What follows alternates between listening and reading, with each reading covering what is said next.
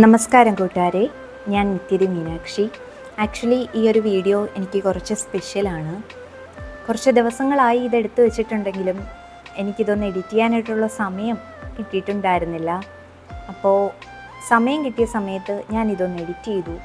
അതുപോലെ തന്നെ ഒരു സ്പെഷ്യാലിറ്റി കൂടിയുണ്ട്. എന്നെ സംബന്ധിച്ചിടത്തോളം ഇത് കുറച്ച് സ്പെഷ്യലാണ്. എന്താണെന്ന് വെച്ചാൽ എൻ്റെ സ്വന്തം വീഡിയോയിൽ ഞാൻ തന്നെ ഓൺ വോയിസ് കൊടുക്കുന്നതാണ്. അപ്പോൾ ആദ്യമായിട്ട് ഓൺ വോയിസ് കൊടുക്കുന്നതിൻ്റെ ഒരുപാട് തെറ്റുകുറ്റങ്ങളും ഇതിലുണ്ടാവും. എന്തായാലും നിങ്ങളുടെ അഭിപ്രായം അറിയിക്കുക. അപ്പോൾ നമുക്ക് വീഡിയോയിലോട്ട് പോവാം. എൻ്റെ സ്വന്തം അനുഭവം ആയതുകൊണ്ട് എനിക്ക് തന്നെ ഓൺ വോയിസ് പറയണം എന്ന് തോന്നി. അതുകൊണ്ടാണ്. എന്തായാലും നമുക്ക് കാണാം. കൂട്ടുകാരെ, എന്താണ് വ്രതം? എൻ്റെ ഒരു കാഴ്ചപ്പാടിൽ എനിക്ക് ചുറ്റുപാടുമുള്ള ഒരുപാട് പേരും വ്രതം എടുക്കുന്നത് അവരുടെ സ്വന്തം ആഗ്രഹത്തിനോ അല്ലെങ്കിൽ മറ്റുള്ളവരുടെ ആഗ്രഹത്തിനോ വേണ്ടിയിട്ടാണ്. എൻ്റെ ഒരു അഭിപ്രായത്തിൽ അല്ലെങ്കിൽ എൻ്റെ ഒരു അനുഭവത്തിൽ വ്രതം എന്നാൽ ഒരു അനുഭവമാണ്, ഒരു അനുഷ്ഠാനമാണ്. നമ്മുടെ മനസ്സിനെയും ശരീരത്തിനെയും ശുദ്ധിയാക്കി നല്ലൊരു കൺട്രോളിങ് കൊണ്ടുവന്ന് അതിലൂടെ കോൺസെൻട്രേഷൻ ആയി വരും. സത്യത്തിൽ നമ്മുടെ ജീവിതത്തിൽ ഏറ്റവും കൂടുതൽ ആവശ്യമുള്ള കാര്യമാണ് നമ്മുടെ മനസ്സിനെ നമ്മുടെ കൺട്രോളിലാക്കുക. അതിലൂടെ കോൺസെൻട്രേഷനായി വരും. നമ്മുടെ നല്ലതും ചീത്തയുമായിട്ടുള്ള സ്വഭാവങ്ങൾ തിരിച്ചറിയുവാനും പ്രകൃതിയുമായിട്ട് ഇണങ്ങി നിൽക്കുവാനും അതുപോലെ നല്ലൊരു പ്ലസന്റ് മൈൻഡും നമുക്ക് ആ സമയത്ത് ഉണ്ടായി വരും. സത്യത്തിൽ ചുരുക്കി പറഞ്ഞാൽ അതൊരു ക്ലീനിങ് പ്രോസസ്സ് തന്നെയല്ലേ. നമുക്ക് 6 പേർക്കും വെറ്റില നമസ്കാരത്തിനും രംഗപൂജയ്ക്കും മുൻപായിട്ട് ഒരു വ്രതം ചെയ്യേണ്ടതായിട്ടുണ്ട്. ഇപ്രാവശ്യവും അതുപോലൊരു വ്രതം ഉണ്ടായിരുന്നു. നമ്മുടെ മനസ്സിനെയും ശരീരത്തിനെയും ശുദ്ധിയാക്കി നമ്മുടെ മനസ്സിലെ അഴുക്കുകളെല്ലാം കളഞ്ഞ് നല്ലൊരു പ്ലസന്റ് മൈൻഡ് ആക്കുക എന്നതാണ് ആ വ്രതത്തിലൂടെ നമ്മൾ കടന്നു വന്നത്. നമുക്കെല്ലാവർക്കും നമ്മുടെ ജീവിതത്തിൽ ഒരുപാട് അനുഭവങ്ങൾ ഉണ്ടായിട്ടില്ലേ? അതിലൂടെ കുറേ അറിവുകൾ നമുക്ക് കിട്ടിയിട്ടില്ലേ? സത്യത്തിൽ നമ്മുടെ ഈ ജീവിതത്തിൽ ഏറ്റവും വലിയ സമ്പത്ത് എന്ന് പറയുന്നത് ആ അറിവുകൾ തന്നെയാണ്. അതുപോലെ നമുക്ക് 6 പേർക്കും പല രീതിയിലുള്ള വ്യത്യസ്തമായ അനുഭവങ്ങളും വ്യത്യസ്തമായ അറിവുകളും ഈ വ്രതം സമയത്ത് കടന്നുപോയപ്പോൾ ഉണ്ടായിട്ടുണ്ട്. എന്നെ സംബന്ധിച്ചിടത്തോളം എനിക്കും ഒരുപാട് അനുഭവങ്ങളും അതിലൂടെ ഒരുപാട് അറിവുകളും കിട്ടിയിട്ടുണ്ട്. കൂട്ടുകാരെ, ഈ വീഡിയോയിൽ എൻ്റെ ഒരു ദിവസത്തെ വ്രതം എങ്ങനായിരുന്നു എന്ന് മാത്രമാണുള്ളത്. പക്ഷേ ഞാൻ നേരത്തെ പറഞ്ഞല്ലോ, എൻ്റെ ആ 7 ദിവസത്തെ അനുഭവങ്ങൾ കൂടി നിങ്ങളോടുകൂടി പങ്കുവയ്ക്കാം. ഞാൻ തുടക്കത്തിൽ ഒരു കാര്യം പറഞ്ഞായിരുന്നു.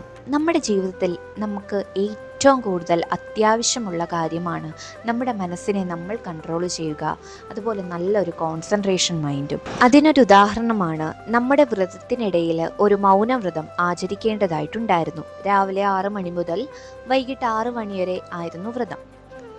സത്യത്തിൽ മനുഷ്യ ജീവിതത്തിൽ ഏറ്റവും ബുദ്ധിമുട്ടുള്ള കാര്യമാണ് ഒരു നിമിഷം പോലും മിണ്ടാതിരിക്കുക എന്നുള്ളത്.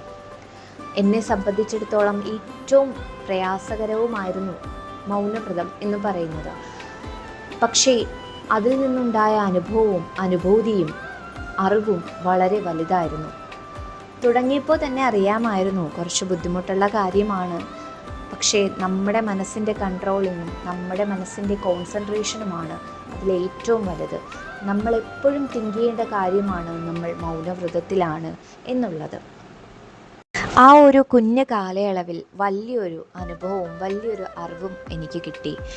സമയത്തെയും ശബ്ദത്തെയും ആരാധിക്കുവാനും അതിനെ മനസ്സിലാക്കുവാനും അതിൻ്റെ മൂല്യം എന്താണെന്നും തിരിച്ചറിയാൻ കഴിഞ്ഞു. മറ്റൊരു അനുഭവമായിരുന്നു മറ്റു 2 ദിവസങ്ങളിൽ എനിക്കുണ്ടായിട്ടുള്ളത്. ഭക്ഷണവും വെള്ളവും ഇല്ലാതെ ഒരു ദിവസവും വെള്ളമില്ലാതെ വേറൊരു ദിവസവും ഇരിക്കുക എന്നുള്ളത്. നമ്മുടെ ജീവിതത്തിൽ നമ്മൾ ഒരുപാട് കേട്ടിട്ടുള്ള കാര്യമാണ് ഭക്ഷണവും വെള്ളവും ഒരിക്കലും പാഴാക്കരുത്, അത് അത്രയും മൂല്യമുള്ളതാണ് എന്നുള്ളത്. പക്ഷേ എത്രയൊക്കെ കേട്ടാലും ഇപ്പോഴും ഒരുപാട് മനുഷ്യർ അതിനൊരു വില കൽപ്പിക്കാതെ പാഴാക്കി കളയുന്നത് കണ്ടിട്ടുണ്ട്. ഭക്ഷണവും വെള്ളവും ഒരു നേരം പോലും കഴിക്കാനില്ലാത്ത മനുഷ്യരുടെ അനുഭവം നമുക്ക് വന്നാൽ മാത്രമേ നമ്മൾ പഠിക്കൂ എന്നുള്ളത് ആ 2 ദിവസത്തിൽ എനിക്ക് മനസ്സിലായി.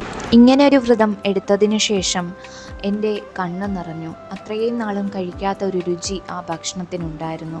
സത്യത്തിൽ നമ്മുടെ ചുറ്റുപാടുമുള്ള ഒരുപാട് മനുഷ്യരും ഒരുപാട് മിണ്ടാപ്രാണികളും ഇപ്പോഴും ഒരു നേരത്തെ ഭക്ഷണമില്ലാതെ നടക്കുന്നില്ലേ?